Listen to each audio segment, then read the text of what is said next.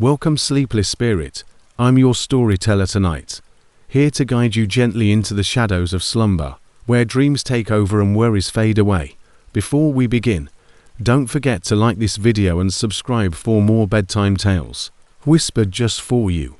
Let me know in the comments, where in the world are you watching from, and what time is it as you listen tonight? And if there's a story you've been longing to hear, something spooky, something comforting, tell me.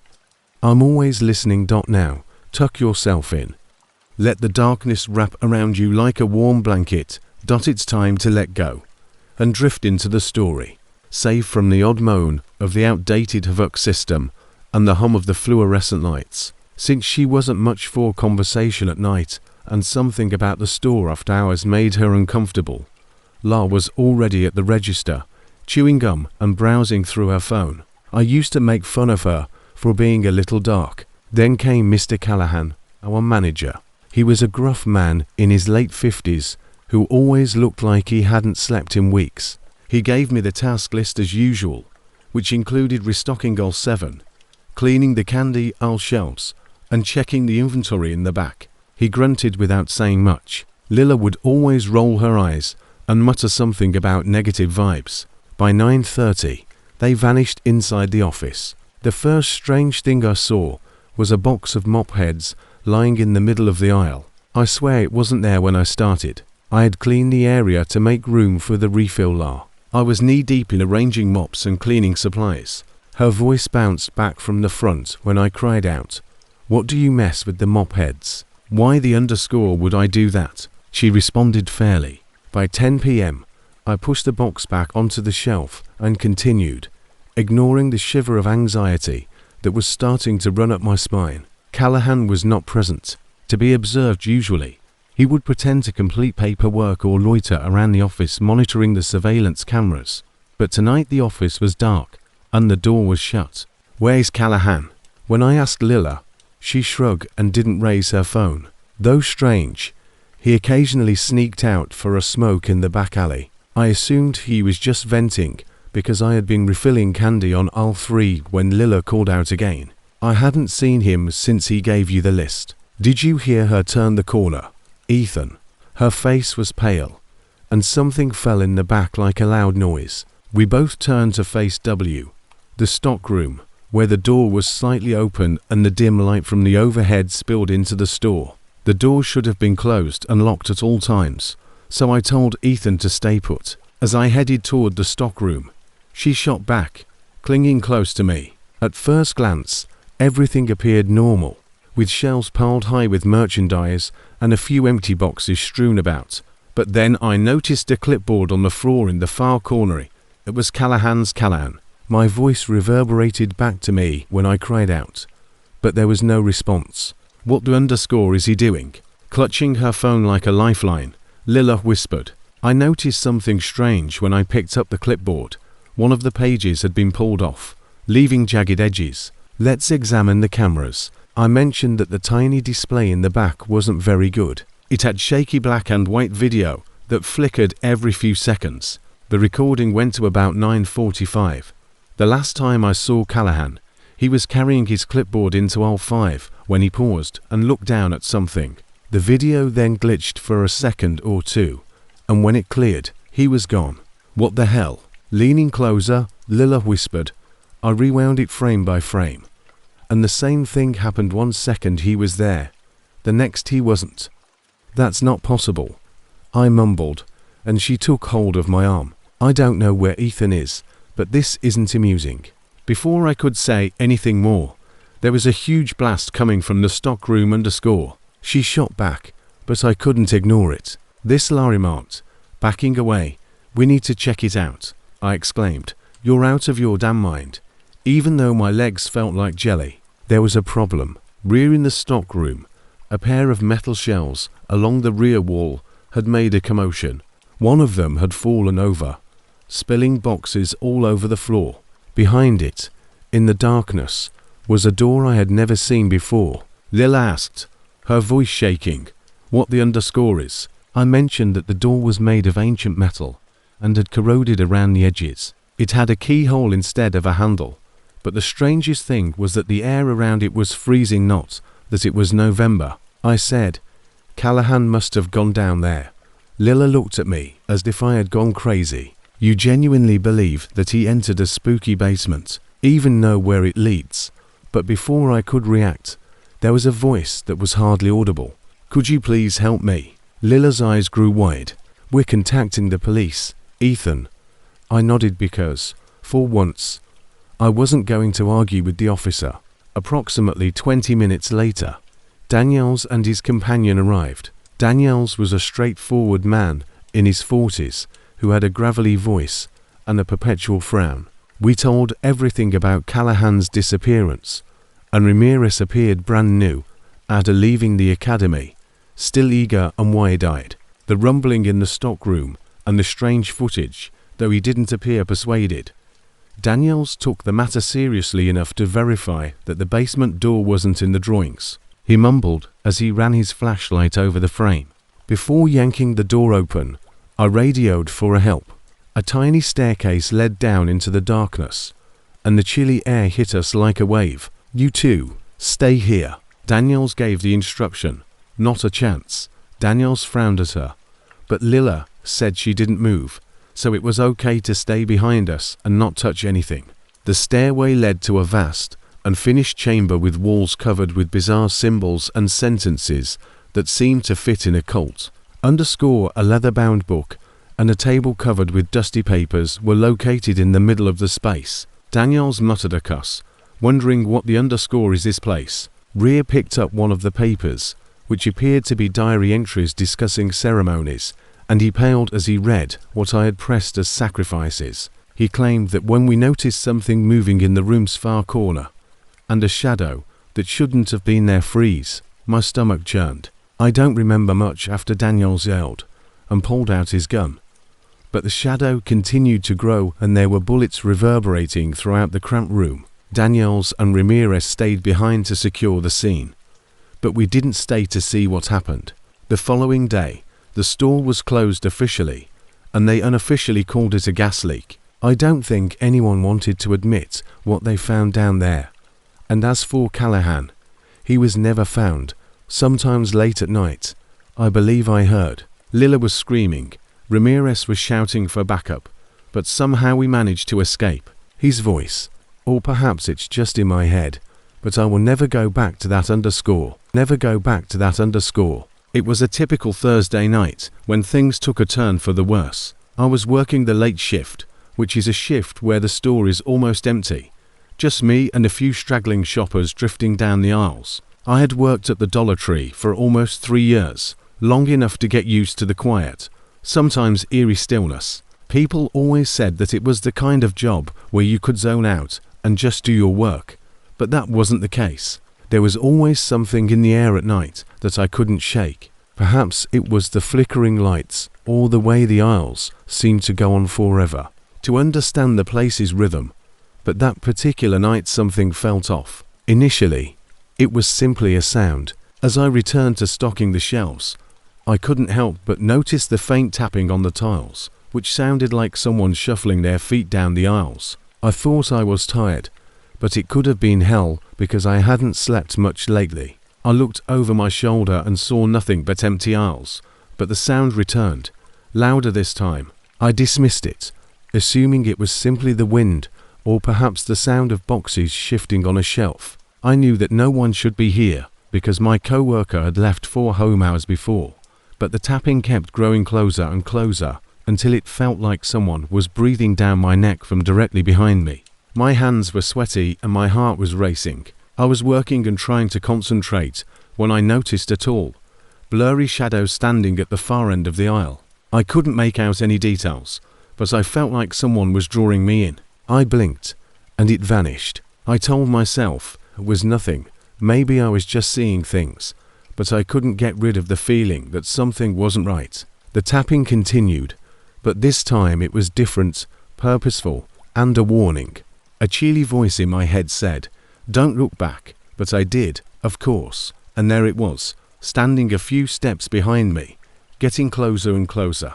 Nearly distinguish its features, long, pale fingers, eyes that are hollow. My blood froze. The store was oppressive, and the shadows seemed to shift as if they were closing in on me. I froze, unable to move or scream. After a brief flash of light, everything became dark. I stood there, breathing shallowly and trying to get used to the utter silence. The air felt heavy and oppressive, and even though I couldn't see it, I could feel the presence getting closer.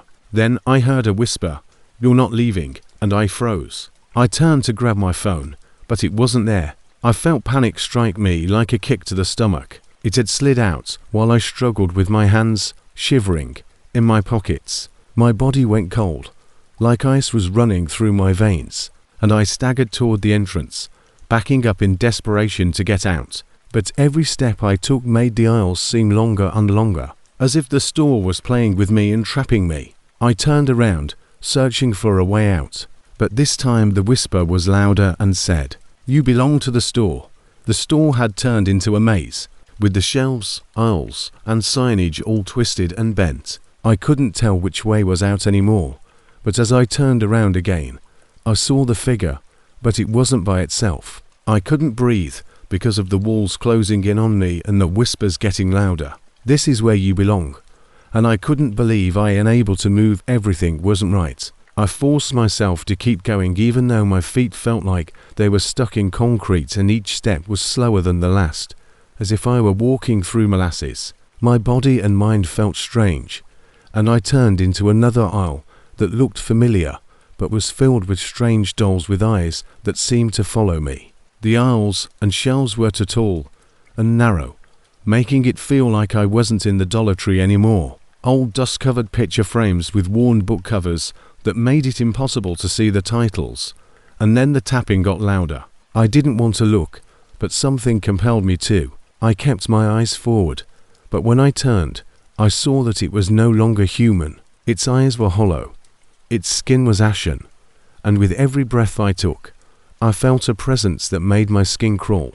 My body was frozen, and my mind screamed at me to run, but my legs wouldn't move. Then the whisper came again, but this time it wasn't even from the figure. It was all over the walls and the aisles.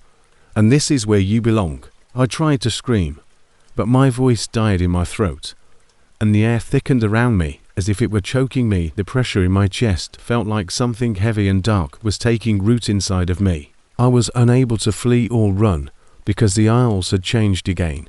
The shelves were too high, and the floor felt like it was shifting beneath my feet. It was a nightmare, but it was real. I turned again to find an escape, but every path I took me deeper into the darkness, and the tapping got closer and closer until I felt like someone was breathing directly down my neck. I spun around, but there were only shadows, and then I saw the other shoppers standing motionless and frozen. They looked at me vacantly, their eyes hollow like the figures, mouths slightly open. Unaware, but they were present. I weakened the store by backing up my legs. The individuals, the whispers were too much for me to handle, and I wasn't sure if I was going insane or if I was actually stuck in a warped version of reality when it came again, straight in my ear. "You're a part of it now, and you can't go." I turned around, but the only people there were the store and myself. I was no longer just the girl working the late shift. I was now a member of something more sinister, and I secretly knew that I would never leave. It's not particularly exciting to work the night shift at Dollar Tree, but I'd become used to it. The store almost feels like most nights are uneventful, restocking shelves, assisting the occasional late-night customer, and chatting with my co-worker Lisa if she's around. However, things changed when he started showing up about 3 months ago. He wasn't like the typical customers who came in looking for cheap snacks or last-minute party supplies. Now, it feels like a second home with its quiet aisles and the familiar hum of the fluorescent lights. This middle-aged man with a beige jacket seemed uninterested in making any purchases. He would enter, browse the aisles, and then depart without saying anything. At first, I assumed he might be homeless or searching for a certain item that he couldn't locate, but he returned every night, so I didn't give it much attention. Although everyone has their peculiarities, and some individuals prefer to browse, there was something strange about he moved with a slow, deliberate rhythm, as if he wasn't really there. and no matter what, he always ended up in aisle 7. One night, while I was replenishing cleaning supplies, I noticed him standing motionless in aisle 7, staring at the sponges without touching them. This continued for so long that I began to feel uneasy. "Can I help you find something?" I asked in a steady, light voice, and he turned his head slightly, but he didn't look at me. "I just need to find something," he said so softly that I hardly heard him. Before I could ask him anything else, he turned and left the store the following day. I watched the security footage to see if he had done anything strange. The cameras weren't the best quality, but I could see him enter the store, go straight to aisle 7, and stand there for a few minutes before leaving. What caught my attention, though, was how the footage kept glitching. Every time he moved, the screen would flicker, freezing for a second before continuing. When he left the store, the camera froze completely, and when it started again, he was gone. I watched the footage 3 more times, but it didn't change that night. I couldn't stop thinking about the man and the glitches. It seemed like there was a connection, something I was missing during my shift. I kept a close eye on aisle 7, and at one point I noticed a sponge on the floor, which was odd because I had just cleaned that aisle. The following day, while we were organizing stock, I casually mentioned the man to Lisa. "You mean the guy in the beige jacket?" she said in an uneasy tone. "Yeah, I've seen him a few times. He's weird, never buys anything, just stands there." I nodded. "He's always been around." I was positive it hadn't been there before, but when I picked it up, a chill went through me. It wasn't cold or wet, but something about it felt off. "He was a wonderful gentleman who worked here before you began. But one day, he just stopped showing up. The management said he probably quit, but no one ever heard from him." Lisa hesitated, but not always. Jay Marsh reminded me of him. Once more, what transpired before to his disappearance when I asked Lisa. She looked toward aisle 7 and lowered her voice. "He seemed to be obsessed with it, spending a lot of time there in that aisle." That night, I decided to look around the back room to see if Jay Marsh had left anything behind. After going through dusty boxes and piles of old paperwork, I discovered a small, worn notebook tucked behind a shelf. The pages were filled with frantic handwriting, some of which was barely readable, and the same sentence kept coming up. "He's searching for what's gone. Don't follow him." As I read it, I felt a shiver. The following night, I was drawn to aisle 7 once more, and when I ran my hand along the wall behind the shelves, I noticed a small gap. I felt the wall shift between 2 panels pressing against it, and when I stepped inside the narrow passageway, which led to a small, dark room no larger than a closet, I saw dusty shelves, a chair, and a single hanging light bulb on one of the shelves. I found another notebook, and this time the handwriting was the same, but it was more detailed, describing sightings of a man in a beige jacket, his frequent visits to aisle 7, and his obsession with finding something. One line in particular stood out. "He's not just looking for something, he's looking for someone." A few nights later, I saw him again, and I decided to confront him this time while he was staring at the same shelf in aisle 7. I asked him firmly, "What are you looking for?" He turned slowly, his expression enigmatic, and replied, "It's not here anymore." I remarked, gently, "Why do you keep coming back?" I asked, "Why do you keep returning?" When I pressed, he didn't respond. Instead, he turned and headed for the exit. Against my better judgment, I followed him, but as he got to the door, he stopped and turned to face me. His eyes were filled with an odd sadness, and he said, "You shouldn't have followed me." Then, just like in the video, he disappeared, and I never saw him again. One evening, while cleaning the back room, I discovered a folded piece of paper tucked between some boxes. It wasn't dusty, as if someone had just put it there, but it said, "Thank you, I found what I lost." I stood there for a while, staring at the words, and eventually, life at Dollar Tree returned to normal. A pregnant woman named Claire began working the night shift with us shortly after the man vanished. She had been through a lot, and was quiet, keeping to herself. But Lisa and I stopped talking about the man even though we both avoided aisle 7, unless it was absolutely necessary. Every now and then, I feel a slight chill when I pass that spot, like a shadow brushing against me. She frequently spoke about feeling uneasy near aisle 7, yet she seemed to have a peculiar connection to the store. One night, she stated, "I don't know why, but I feel like something's been waiting for me here, something familiar." Lisa and I looked at each other, but Claire never gave any details. She soon vanished as well, leaving only a note that was identical to the one I had found saying, "Thank you, I found what I lost. I have no idea who or what the man in the beige jacket was, or why Claire was pregnant, but with so much to look forward to, certain mysteries aren't meant to be. Mysteries aren't meant to be." Lily and Mark had taken night shifts in the little Pennsylvania town, so their move wasn't intended to last forever. The Dollar Tree, because, although it's not ideal, it was realistic, offered flexible hours, solid salary, and enough time throughout the day to work on their goal of saving for a home.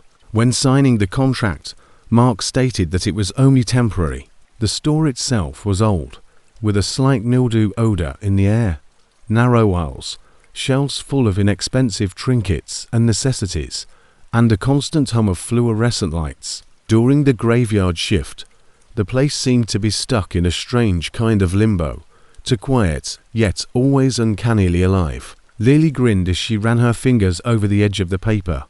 "It's fine as long as we're together." While Mark managed the stock room, Lily was tasked with storing groceries, canned products, and snacks. Delivery. It was during her second shift that Lily first heard a faint but deliberate rhythmic tapping that seemed to come from the far end of the store near the back aisles, where clearance items were kept. The first night felt uneventful, but she couldn't get rid of the strange feeling that she was being watched. She froze mid-step, clutching a box of crackers. "Do you hear what she said into a walkie-talkie?" "Mark," he said.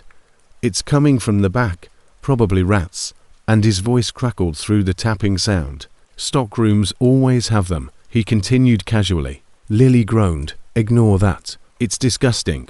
Mark continued. The tapping continued across the aisles, getting progressively softer as she moved away, and louder when she returned to the grocery department. By the conclusion of her shift, her nerves were strained as the days went by.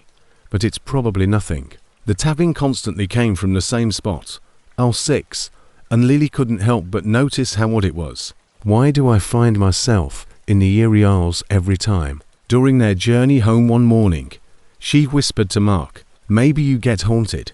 He taunted her by making ghostly motions with his hands, and she rolled her eyes, but she couldn't get rid of the uneasiness. "It's not funny, I'm serious. Something feels off," she said. "It's an old building pipes, the shift of creaking flooring. You're simply allowing your imagination to run wild." But hers was unable to account for the faint. By the third week of her leave, she started to hear whispers. Late one night, as she bent to refill soup cans, she heard a voice hiss. Her heart raced, but there was no response, just the soft hum of the overhead lights. That night, Lily dreamed of a pale, gaunt woman with hollow eyes that seemed to pierce the darkness. She was wearing a nurse's uniform, and her hands were stained red. The woman whispered in the dream that she stood at the end of an aisle. Before it was too late, Lily woke up and noticed faint red marks on her neck. The following morning, she pulled her hair back to show him, and he scowled.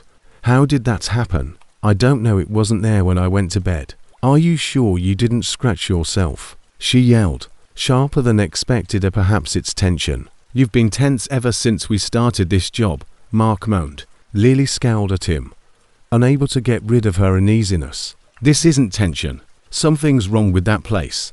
Before, it was a Dollar Tree. The building had been a small hospital called St. Agnes Memorial, which closed in the 1960s due to a flurry of malpractice lawsuits alleging abuse, unlicensed surgeries, and unexplained patient deaths. Lily spent her day off learning about the store's history, and what she discovered chilled her, damaged its reputation. Throughout her inquiry, the name Clara Hill kept coming up. She had been the hospital's top nurse in its last years, and was notorious for her strict techniques and fixation on reproductive treatments. "Clara is in my dreams because of accusations that she conducted covert tests on expectant mothers. many of whom lost their unborn children.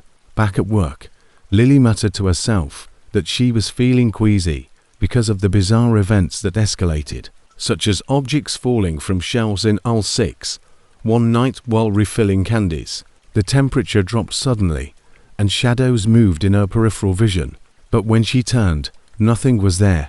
With her hollow eyes glaring, Lily looked up at the surveillance mirror behind her and saw Clara's reflection. Lily let out a scream. Mark ran over, his face pale, after she dropped a box of chocolate bars and spun around the aisle, which was empty. "Clara, Lily, you're really frightening me," Lily faltered in the mirror before snapping, "I'm scared." The breaking point came a week later, when the store was eerily silent, the kind of quiet that felt heavy. Mark hesitated before confessing that he had been hearing voices, and that the other night I thought I saw someone in the stockroom. But when I checked, no one was there. "You knew something was wrong, and you didn't tell me, because I didn't want to freak you out." When the lights flickered and went out entirely, Lily was on aisle 6. She yelled while fumbling, "Mark, for her flashlight," he called. "And I'm here." His light beam pierced the darkness as he hurried toward her, and the tapping became louder, resembling footsteps that were now reverberating throughout the store, until Clara emerged, her translucent figure floating at the far end of the aisle. "Your child is mine," he said. Clara's voice was like nails on glass as she hissed. Clara ran at Lily with her skeletal hands spread as the shelves started to shake violently and goods fell to the floor. Lily gripped her tummy, tears flowing down her face, saying, "No, you can't have my baby." Mark took a metal bar off a shelf close by and swung it into Clara's body. It went through without incident, although the force seemed to disturb her. "I'm not scared of you, you lost your child. And I'm sorry, but you're not taking mine," Lily cried out. Before disappearing into a frigid mist the following morning, Lily and Mark quit their employment and packed their belongings and drove out of town. Lily looked in the rearview mirror and saw Clara's weak but distinct reflection, which could be seen 4 miles. Clara gave off an ear-piercing roar. The whispers pursued her, becoming louder every night, and she came to the realization that some things could never really be. Things could never really be. It was the type of night when you knew something wasn't right, but couldn't quite put your finger on it. I was dragging myself through the motions, hardly conscious, following a demanding work week filled with mounting debts, and that persistent fatigue that comes in waves. My main thought was to finish my shift at Dollar Tree and leave as soon as possible, because I didn't want to be there any longer than necessary. My shift began at 10 p.m. or get some rest, before tackling more of life's underscore challenges, because the store would close at 2 a.m. The Dollar Tree was a modest, peaceful spot where primarily at night customers arrived to pick up a few last-minute necessities. The place was usually dead quiet after midnight and remained that way for the most part, but tonight something felt off. The air felt thicker and heavier,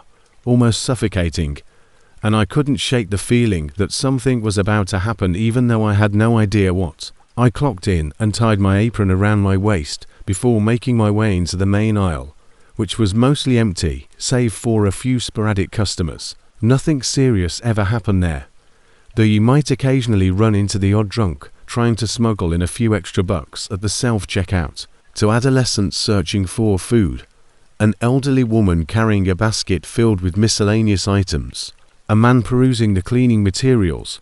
It wasn't like it was the first time I'd worked late shifts as a retail job. I'd been doing it 4 years, but tonight was different. Perhaps I was just too tired, or perhaps I was just being paranoid. I'd been up late working overtime and barely slept the last few days, and I was running on coffee and sheer willpower. The fluorescent lights buzzed overhead, flickering a little like they were about to give up on life, and the air conditioner's dull hum was louder than usual. Beans and soup returned to its original position. I tried to keep myself occupied and prevent the thoughts from creeping in, but I couldn't help it. The store felt dead, not empty, but dead in a quiet sense, with no beeps from the self-checkouts, no sounds of customers conversing, just the steady hum of the freezer section, and the occasional shuffling of feet on the linoleum. At first, I didn't give it much thought. Perhaps it was just another customer strolling around, but then I heard footsteps approaching slowly. as if the person taking their sweet time, allowing each step to reverberating in the quiet. I looked over my shoulder without moving my entire body, but since it was a quiet night and nobody was there, I assumed it was simply the wind. Perhaps the air conditioner was playing tricks on me, causing the echo, but then it happened again. This time, the footsteps were even closer, almost directly behind me, and my heart began to race. I stopped stacking cans and quickly turned around, but once more, there was nobody there, and I could feel the perspiration beginning to form on the back of my neck. I tried to convince myself that it was nothing, that I was simply exhausted. But there it was, again, those footsteps approaching as if someone was waiting behind me. I took a deep breath to calm myself, but the uneasiness only increased. I looked down the aisle again, scanning it, and it was still empty. I made the decision to leave the aisle and take a break after trying to shake it off, but the sensation persisted, as though someone or something was standing right behind me and breathing down my neck. I thought I might go check on the stockroom or get some cleaning supplies from the back, but as I turned to leave, I noticed a shopping cart sitting at the far end of the aisle. The problem was that, when I had passed through this aisle earlier, I was positive there was no cart there, so I stopped dead in my tracks and stared at the cart. My heart skipped a beat, and there was no one nearby. I shook my head, trying to convince myself that I was just weary. I hurried past the cart while keeping my head down, but I couldn't shake the uneasy feeling that something was watching me. I reached the back of the store and picked up the cleaning supplies, but the uneasy feeling persisted like a foul odor, making every move feel like a potential threat. When I first noticed him, I assumed he was just another strange client who had come in late at night, but there was something strange about the man who was standing at the end of one of the aisles, staring at me. I had to return to the front of the store to finish my shift and leave.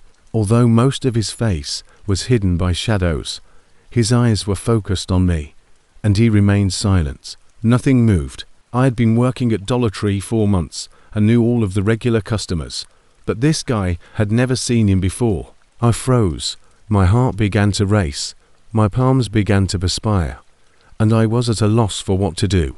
I called out, trying to sound casual, but my voice came out shaky, almost like a whisper. The guy just stood there, watching me as if he could see right through me. I retreated a step in an attempt to conceal the fact that my heart was thumping in my ears and my chest felt constricted. I tried again, forcing the words out, but nothing moved or responded, just the man standing there.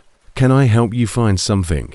Watching me like a predator in the dark. I knew I should have called for help, but I didn't because of something about him. He seemed to be waiting for me to move, and I felt stuck there, my feet firmly planted on the ground, my head yelling for me to get out. But I was immobile. The man's eyes remained fixed on me as he stood there. And then, after what seemed like an eternity, I turned around and began to walk away. My steps were quick, but I kept my head down so I wouldn't have to look back. I just wanted to get out of that aisle, but I heard those slow, deliberate footsteps behind me approaching again, and I couldn't stop my legs from moving. I had to get to the break room, lock myself in, and call for help before my brain could catch up. But as I turned the corner to the back of the store, the footsteps continued to follow me. I looked over my shoulder for a moment, and my stomach dropped. The man was standing a few feet behind me, his eyes fixed on mine without blinking. He wasn't running or in a rush. He just walked slowly and deliberately, as if he had always been there, but I could feel his approach. My hands were shaking as I struggled for my phone in my pocket, trying to open it. My breath was shallow, and my chest was constricted, but every time I turned my head, he was immediately behind me. I was only a few feet away, and his eyes were fixed on me as if he was waiting for me to make a mistake. The voice wasn't his, but it was a warning in my head that I should leave before it was too late. I didn't question it, didn't stop to think, and just turned and ran toward the break room. But the door was locked, of course. My mind raced as I slammed my shoulder against it, but the damn thing wouldn't budge. I turned around, panicking, and heard him standing in front of me, obstructing my path. "Who are you?" I gasped, my voice trembling barely a whisper. He didn't say anything.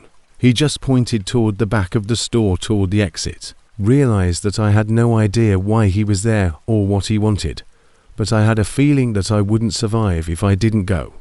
So I turned and raced for the rear exit. I was afraid to turn around and take another look.